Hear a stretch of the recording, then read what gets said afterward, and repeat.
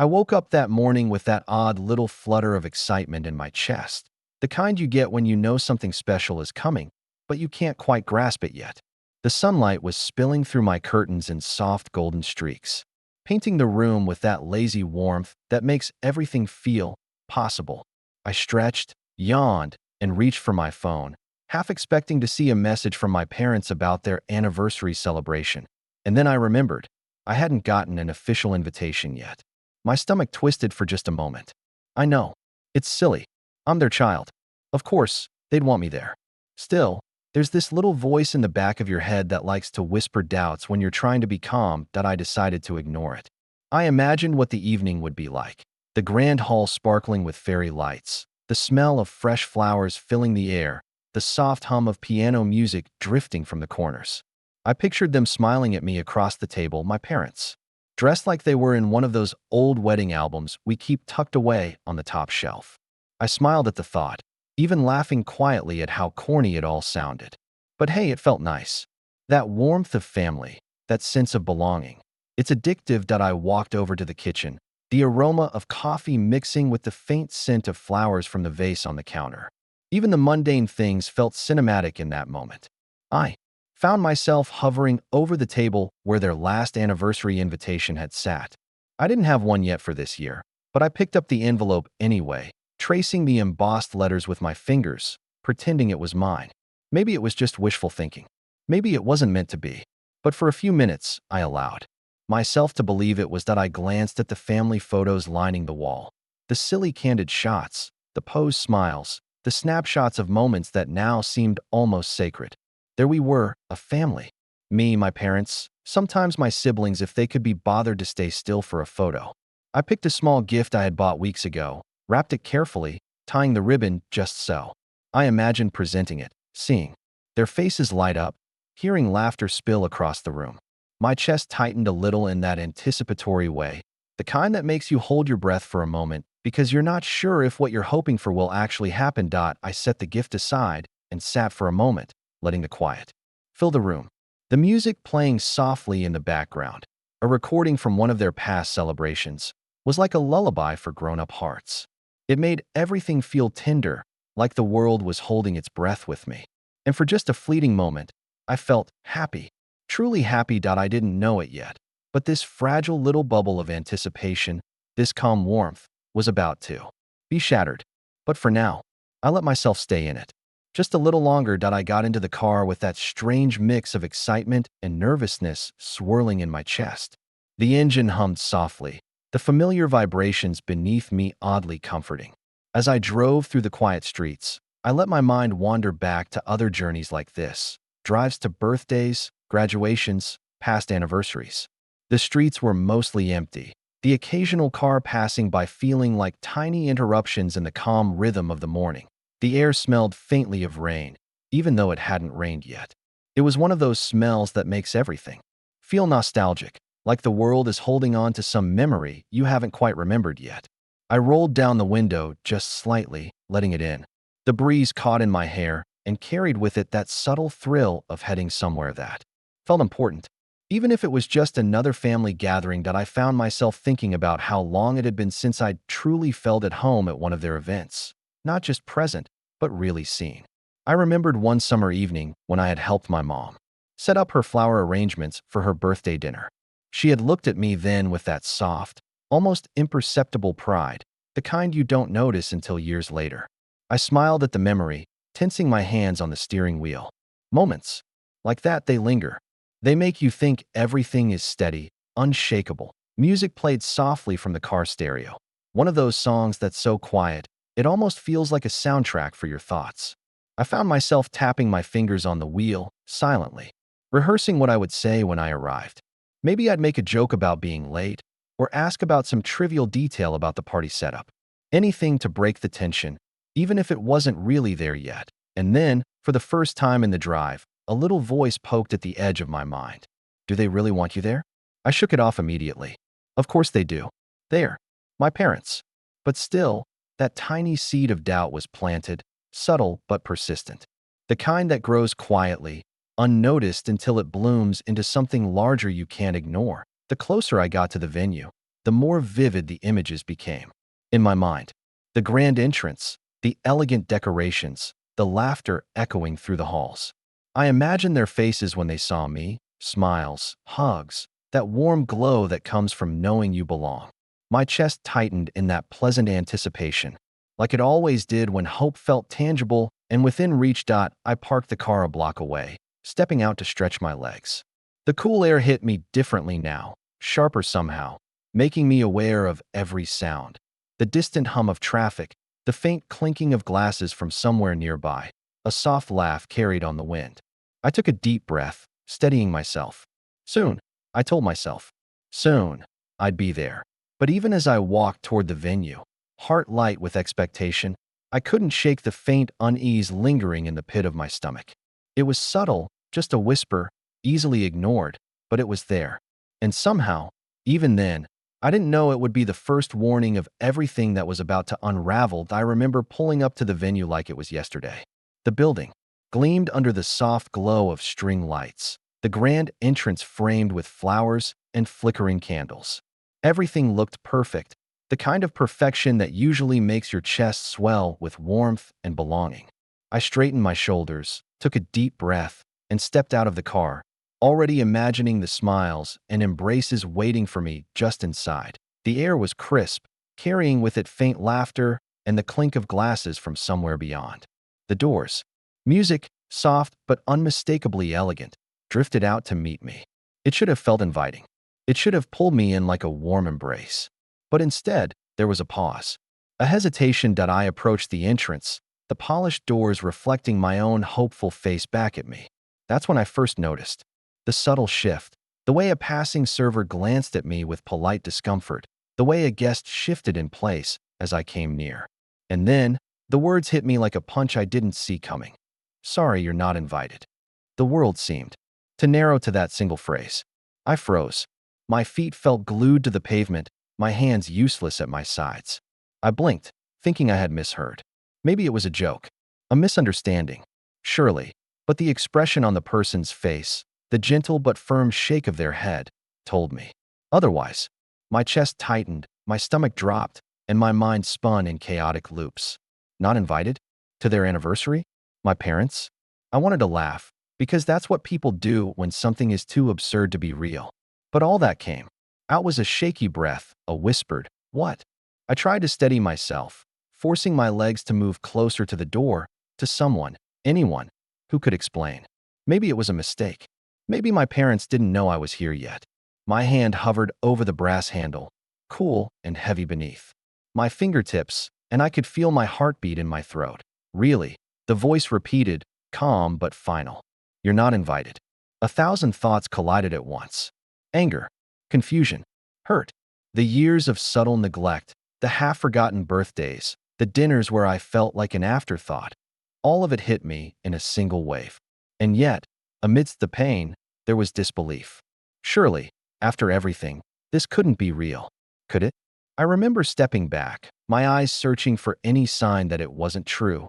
The laughter inside, the sparkling decorations, the familiar shapes of family members. But all I saw were the walls separating me from what should have been mine. To share, I could feel the cool night air brushing against my skin, the faint scent of flowers mocking me with their sweetness, and the distant music mocking the memory of a home I thought I belonged to. I took a step away from the door, my chest heaving, the surreal weight of exclusion pressing down on me. I wanted to scream, to knock, to demand answers, but all I could do was stand there, frozen and small. As the realization sank in, I wasn't welcome. Not here. Not now. Not at all. I didn't move for what felt like an eternity. My body was there, but my mind had gone somewhere else, looping over the words I had just heard like a broken record. You're not invited. I kept repeating them quietly under my breath, testing them, hoping that somehow saying them out loud would make them vanish. But they didn't. They stuck, heavy and unyielding, wrapping around me like a cold chain. I tried my phone first, almost instinctively. Maybe my parents had left a message. Maybe there was an explanation. But there was nothing. No missed calls, no texts, no emails, not even a hint. It felt like I had stepped into a parallel universe where everything I thought I knew about my family was suddenly negotiable. Anger rose first. Hot, sharp, almost consuming. How could they do this? After everything? The years of birthdays, the dinners, the moments when I had thought I mattered, gone, erased in a single sentence. I could almost hear my younger self laughing at the absurdity of it, laughing and crying at the same time, because life has this cruel habit of twisting joy into pain in a blink. I remember pacing back and forth in the quiet street outside, the heels of my shoes clicking against the pavement in rhythm with my pounding heart. I tried calling my mom first. Her voicemail picked up immediately. My fingers hovered over the keypad, unsure if I should leave a message. What could I even say? Hey, it's me, the kid you didn't invite. Could you explain why? I laughed bitterly at the thought.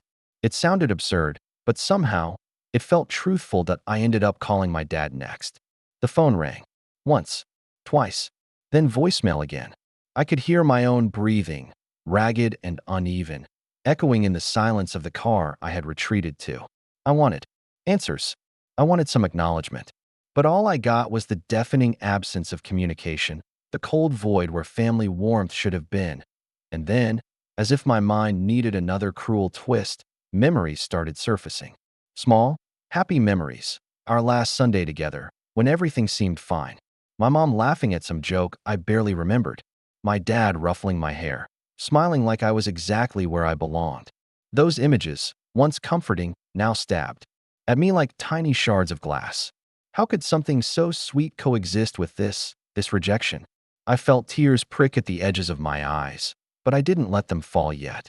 Not there, not in front of strangers walking past, laughing and celebrating inside. I clenched my fists, feeling my nails dig into my palms, grounding myself, trying to stop the world from spinning. But it was spinning anyway, fast and cruel, and I couldn't catch up that I remember thinking, bitterly, sarcastically, maybe I imagined being part of this family all along. And then a deeper, quieter thought seeped in. Maybe I never really was. My heart twisted, not with anger alone, but with a raw, aching kind of grief. The kind that leaves your chest hollow, your voice quiet, and your mind grasping for a reason that simply isn't there. I sank to the curb then, shoulders hunched, the distant sound of laughter and music mocking me from behind those walls. I didn't know how long I stayed there. Minutes? Hours? Time didn't exist. All I knew was that the world had shifted in an instant, and I was left outside of it, frozen, hurt, and utterly invisible. That I walked away from the venue without looking back, my steps heavy, uneven, like each one carried the weight of disbelief. My hands were shoved deep into my pockets, gripping nothing, trying to anchor myself to something solid while my mind tumbled down a spiraling staircase of thoughts. The world felt wrong, off kilter, like I had woken up in someone else's life, a life where the people who were supposed to love me most had quietly, deliberately, removed me. I found a quiet street and stopped, leaning against a lamp post. The faint glow spilled over my face, highlighting the tension in my jaw and the hollow circles under my eyes. I kept repeating it to myself, like a mantra. They didn't want me there. They didn't want me there. They didn't want me there. Somehow, saying it over and over made it feel more real, and yet, less real at the same time, like my mind refused to fully accept the betrayal. A bitter little laugh escaped me. I even muttered sarcastically under my breath. Of course. Makes perfect sense. I guess my invitation got lost in the trash. But the laugh was hollow.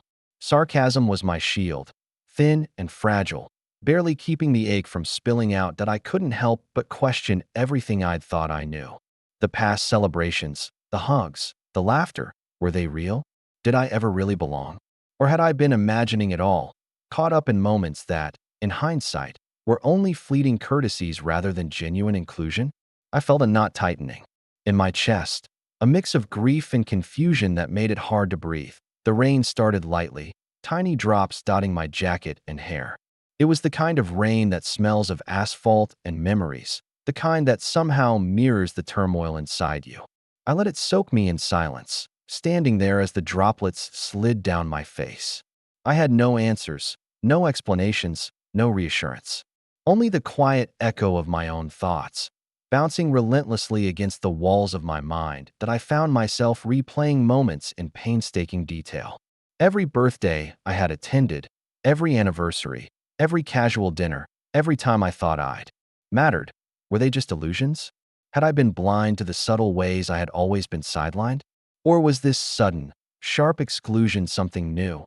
A cruelty that had no precedent but felt like the culmination of a lifetime of quiet neglect? And yet, even in the swirl of doubt and grief, a small, stubborn part of me refused to give up. No, it whispered, this isn't the whole story. They can't mean it. They must have a reason. There has to be an explanation. I clung to that thought like a lifeline, even as another part of me whispered, maybe there isn't one. I sat down on the curb, the rain soaking through my jacket, feeling strangely exposed to the world, like a character stripped bare in a scene I hadn't auditioned for.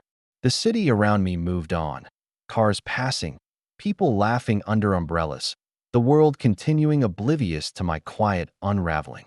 And I realized, with a hollow kind of clarity, that nothing would make sense until I faced the truth, or whatever semblance of truth they were willing to give me. I leaned back against the curb, letting the rain wash over me, and suddenly my mind refused to stay in the present. It started flickering, snippets of the past playing in my head like an old, worn-out film reel. I saw them, my parents, smiling in ways that now felt painfully fragile, as if the smiles had been borrowed from someone else's life. That I remembered the last anniversary I had actually attended. The house smelled of roses and cinnamon. My dad had been teasing my mom about her old dance moves, and she laughed so hard she nearly spilled her champagne. I had sat at the corner of the table, watching them, feeling the warmth of being part of something, part of them. I hadn't thought to question it then. I thought that laughter, that love, included me too. But standing here now, outside in the rain, it felt like it had always been a performance, when I wasn't really allowed to join anymore. Then another memory hit, sharper this time. A quiet Sunday morning years ago, my mom and I had baked bread. Together, flour dusting our hands, the smell of yeast thick in the air. I had laughed at her attempts to roll the dough perfectly, and she had laughed back, tucking a stray strand of hair behind my ear. I was part of that moment, I told myself. I was there. And yet, even that comfort now felt distant, almost as if someone had stolen the edges of it while I wasn't looking. I tried to shake it off, but the memories kept coming. Birthday parties where I had helped hang decorations, the small victories of being noticed just enough, the quiet affirmations tucked into mundane family dinners. They were all there, yet they felt hollow now, overshadowed by this new reality. I could almost feel the empty chair next to me at every gathering I recalled, an invisible reminder that the foundation of my belonging had always been precarious. And then, the memory that cut the deepest, a fleeting glance from my dad. The last time he looked at me with genuine pride. I remembered the warmth in his eyes, the subtle nod that said, I see you. I am proud of you. I had clung to that memory for years, letting it anchor me when everything else felt uncertain. But now, even that warmth seemed unreachable, like a lighthouse. Flickering in the fog, I closed my eyes and let the rain mingle with my thoughts, letting it wash over me while the memories played on. There was love there, yes, but also neglect, subtle and persistent. A pattern I hadn't wanted to notice, a quiet truth I had never faced. And as the reel of the past kept spinning, I realized something horrifying. Maybe the world I had believed in, the world where I mattered, had been an illusion, fragile and temporary. When I opened my eyes, the street was wet and empty, a mirror of the desolation I felt inside. The warmth of anticipation I had clung to just hours ago had dissolved into a bitter mix of longing and sorrow. My chest ached, my fingers trembled, and I felt the heavy weight of every memory now tinged with betrayal. That I couldn't stay there on the curb forever, though I wanted to, letting the rain and the world's indifference drown me. Eventually, I got back in the car, gripping the steering. Well, like it was the only thing keeping me tethered to reality. My mind raced. I needed answers. I had to know why. First, I tried calling my parents again, hoping that maybe, just maybe, they hadn't realized I was outside. My mom picked up this time, but her voice sounded distant, almost rehearsed. Oh, hi. We didn't expect you. I could hear the faint clinking of glasses in the background, the soft murmur of conversation, and it was like a physical blow to my chest. My voice caught as I asked, Why? Why wasn't I invited? There was a pause. Not the thoughtful kind, not the reflective kind. The kind that screamed, "I'm uncomfortable. Now go away." Her words were careful, polite, almost clinical. It just didn't work out this year. Maybe next time. That was it. No explanation, no apology, no acknowledgement of the hurt they had just caused. Just an offhand dismissal. I hung up, my fingers shaking. I tried calling my dad, but the result was the same. A curt, clipped exchange that left me feeling small, invisible, and insignificant. I couldn't understand it. I wanted to shout, to demand they tell me the truth. Instead, all I could do was sit there, staring at my hands, raw and trembling, as if the answers themselves could be felt through my fingertips. Anger began to bubble beneath the surface. Not just at them, but at everything. The unfairness, the suddenness, the cruelty disguised as civility. Every memory I had clung to, the warmth of past celebrations, the laughter and small joys, suddenly felt like taunts. I wanted to curse, to throw the gift I had spent weeks choosing, to knock on the door and insist they see me, hear me, acknowledge that I existed. But somewhere deep down, I knew that would change nothing. They weren't going to give me what I wanted: recognition, inclusion, a place in their world. That I remember gripping the steering wheel so tightly that my knuckles went white, and just letting the anger burn. But underneath it was a quieter, heavier ache. The ache of betrayal. The ache of realizing that people you've loved your whole life can hurt you with casual ease, almost without realizing it. Or maybe with perfect awareness. That thought alone made my chest tighten. I tried texting my siblings, hoping for some insight, some crumb of solidarity. But the replies were vague, polite, and distant. They didn't want to get involved, I realized bitterly, or maybe they agreed with my parents. Either way, it was clear. No one was coming to offer answers. No one was coming to ease the sting. Sitting there, in the glow of the dashboard, staring at the rain-soaked street, I felt a strange mixture of anger, disbelief, and exhaustion. I had tried to seek clarity, to bridge the chasm that had opened between me and my family, and all I had found was coldness. The world outside was moving on, oblivious to my quiet unraveling. And for the first time, I understood what it truly felt like to be alone among people who were supposed to love you. I ended up wandering aimlessly, letting my feet guide me without really thinking about where I was going. The streets were empty now, drenched in the aftermath of the rain, reflecting the dim glow of streetlights in tiny, trembling puddles. Everything felt muted, distant, like I was observing the world through a foggy window. My thoughts had slowed, replaced by a numbness that weighed heavier than any anger or heartbreak I had felt before. I found a quiet park bench under a bare tree and sat down, letting the cold seep through my clothes and into my skin. The sound of dripping water and the occasional rustle of leaves was oddly soothing, as if the world itself was whispering that it understood. For the first time, I allowed myself to just feel, to acknowledge the hollow ache inside, the gnawing absence of belonging that had always been quietly present, but had never screamed at me this loudly. I thought about all the moments I had taken for granted: birthdays, dinners, casual Sunday afternoons.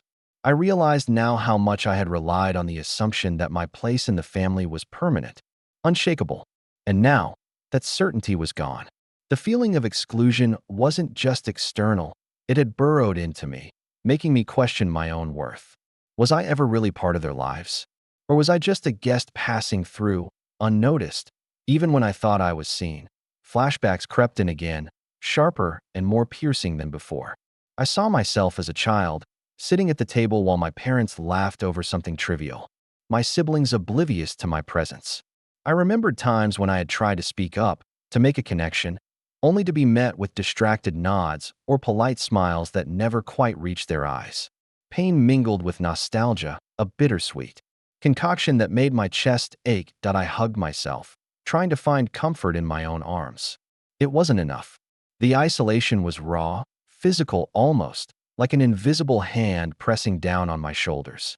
I realized that no amount of reaching out, no texts, calls, or visits would bridge this sudden chasm.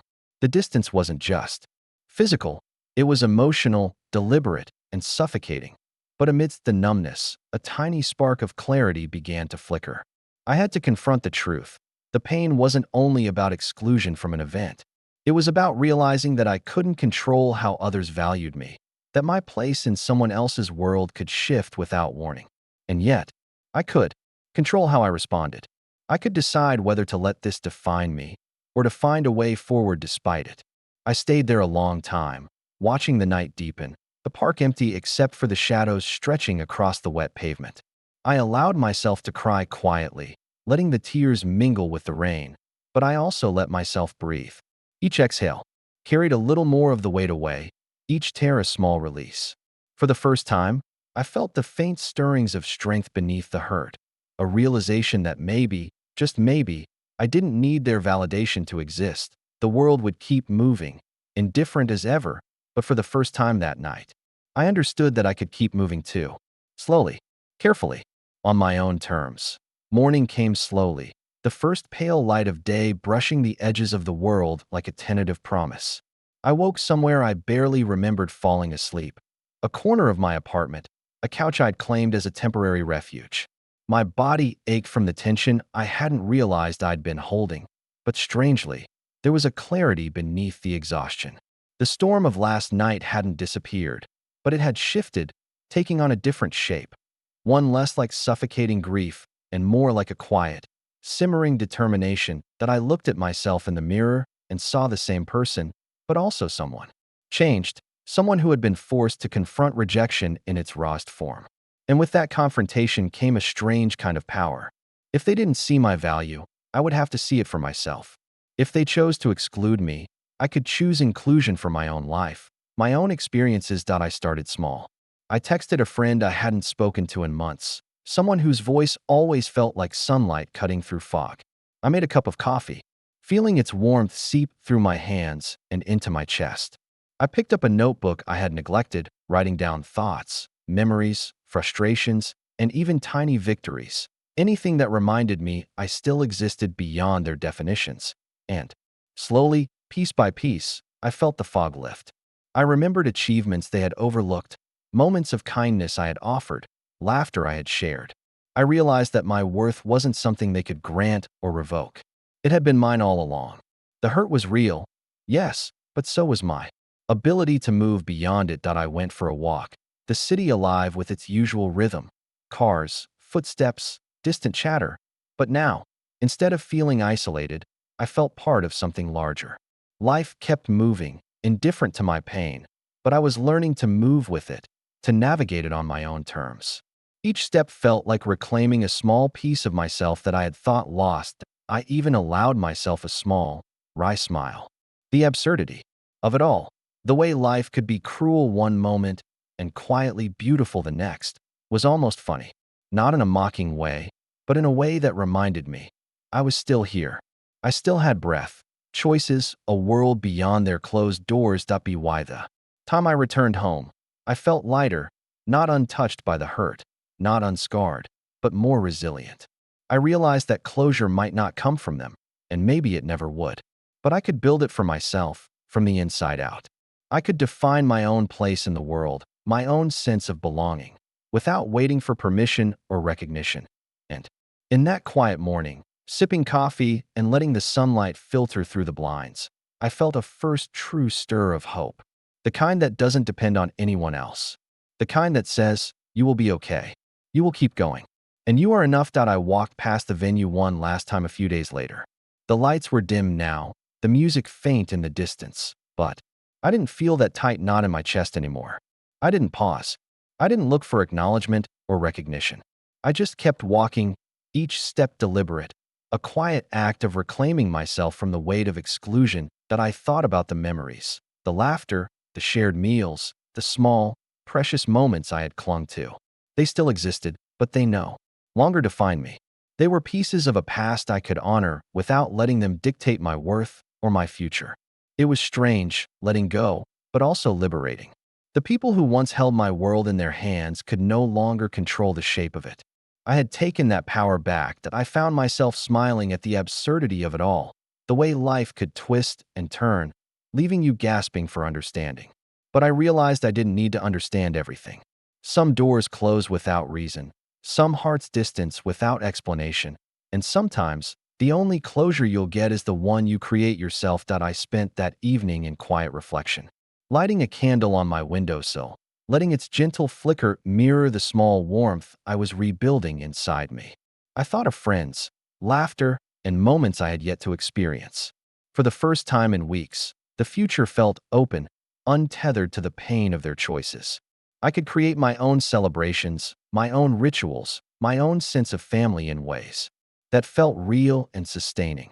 And yet, even in acceptance, a tiny part of me still ached, an echo of what could have been, of what I had hoped for and lost. But the ache was no longer sharp. It had softened, a distant companion rather than a consuming force. It reminded me that love, even when withheld, leaves its mark, but that mark does not have to define the rest of my life. I closed my eyes and took a deep breath, letting the night settle around me. The city hummed gently beyond my window, full of lives moving forward, oblivious and relentless. And in that quiet, I understood something profound. I could honor my past without being trapped by it. I could carry the lessons, the pain, and the love, and still move forward with my own light, my own voice, my own sense of belonging. That I turned away from the window, leaving the shadows and the unanswered questions behind. The world was still imperfect, still unpredictable, and still sometimes cruel, but I was still here, and I was still whole enough to keep walking. I didn't need anyone's permission, and I didn't need anyone's validation. I had me, and for the first time, that felt like more than enough.